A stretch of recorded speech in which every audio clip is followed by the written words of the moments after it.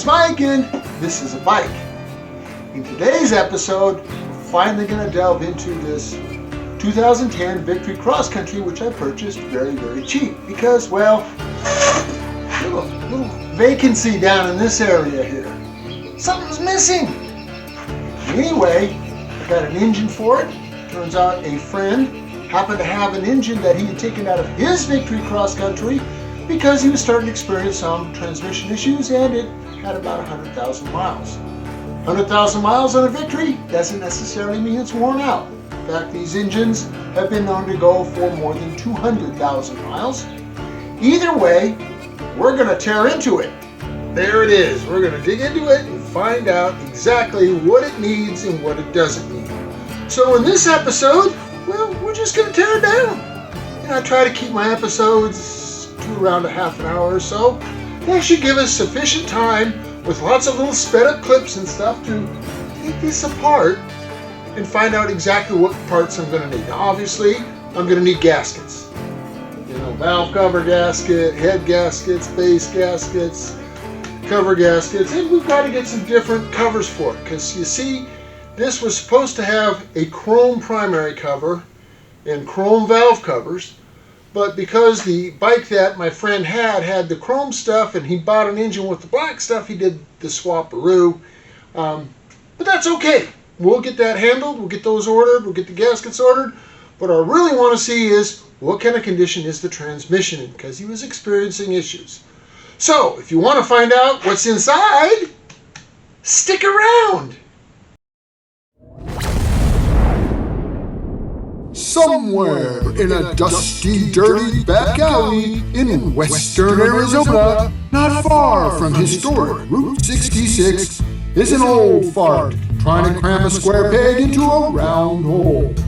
He'll work on anything, just as long as it's got at least 2 cool wheels.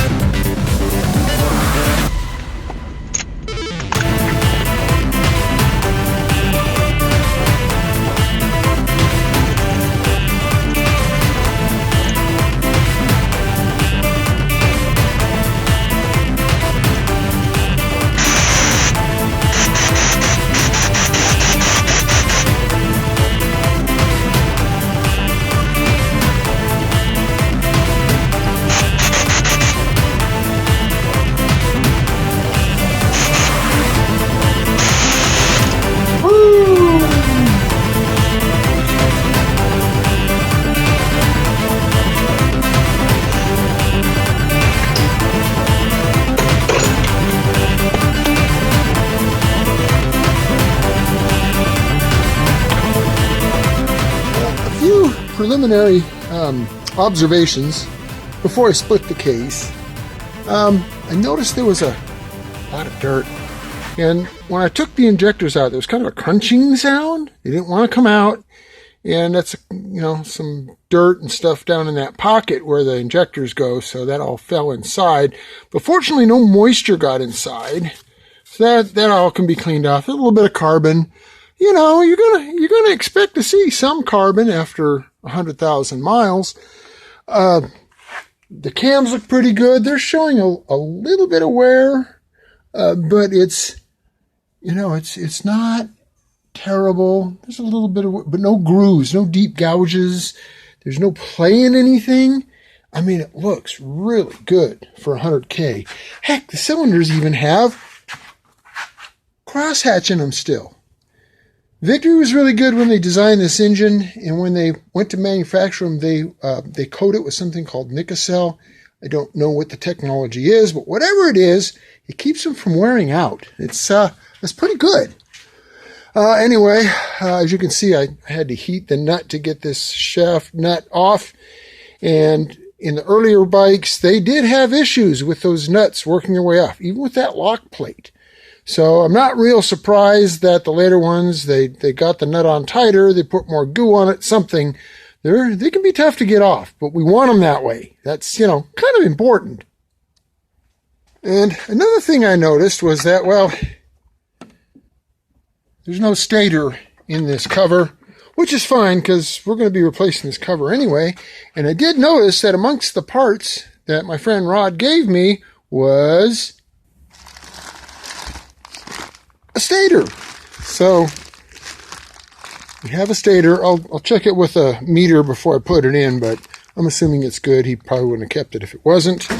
He gave me some bins with bolts and nuts and screws. These are all the other screws, because you'll notice that the valve cover and the primary cover didn't have all the screws in them, and he put them in that nice little container for me. He's a very organized fellow, thankfully, unlike me. Then let's get this thing split, break it in half, and see what those gears look like.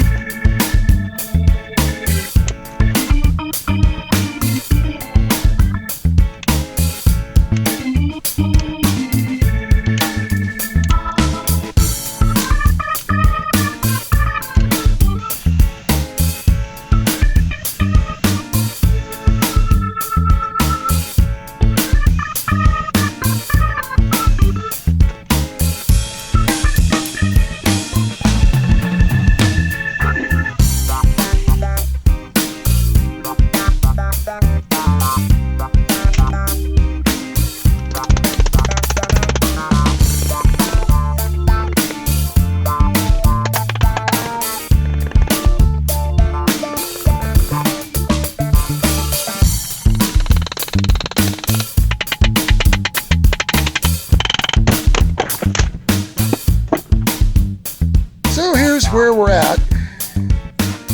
We've got the case split, and I've tried to run the tranny through the gears. At first I didn't see anything obvious, but if I try to get it to shift into anything other than neutral, it won't go. So there's neutral. She's good with that, but she won't go this way. Goes this way into this gear here.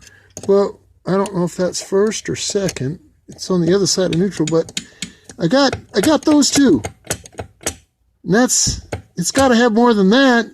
I mean, and then I got to looking. I don't know if you guys can see, but there's some pretty serious stress cracks in those gear teeth on both sides, indicating some pretty good friction, some heat.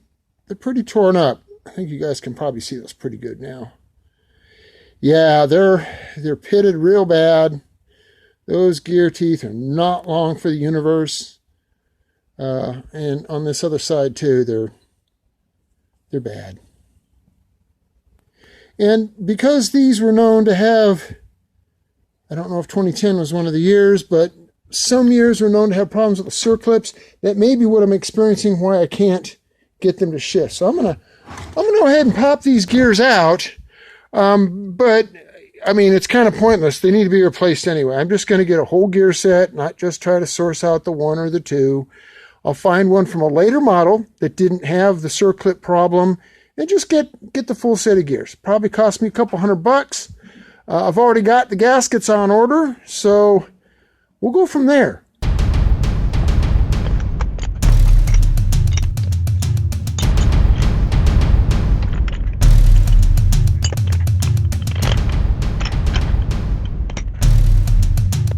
Well, I did look at the gears. I slid all the sliding dogs into place, and the rest of it's pretty good. But like I said, with that set of gears, which one is it? It's this one and this one that are so torn up. I'm not going to take a chance. I'm just going to go ahead and get a lower mileage set of gears for it. And then I can be reassured that everything is all, hunky-dory. Well, that's going to do it for this episode. I know it's kind of a short episode. We'll get another episode going as soon as we get some parts to put, back in it. And then we'll do the most funnest part. We'll put this engine in that bike out there. So, thanks for watching. Don't forget to like, subscribe, share, the usual. And, come on back for the next episode. Thanks for watching.